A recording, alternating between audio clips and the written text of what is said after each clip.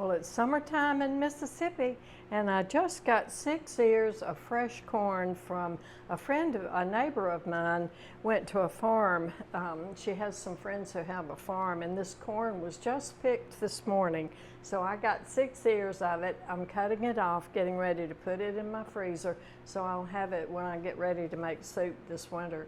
So the home done corn is nothing like what you get at the grocery store or canned cream style corn, and it's nothing like the freezer cream style corn at the grocery store. So it's worth it to get it. This was $5 for 6 ears, which came out to be about what I was paying at the produce stand.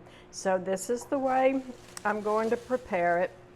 I have 6 beautiful, beautiful fresh picked ears of corn from the farm, fresh from the farm this morning.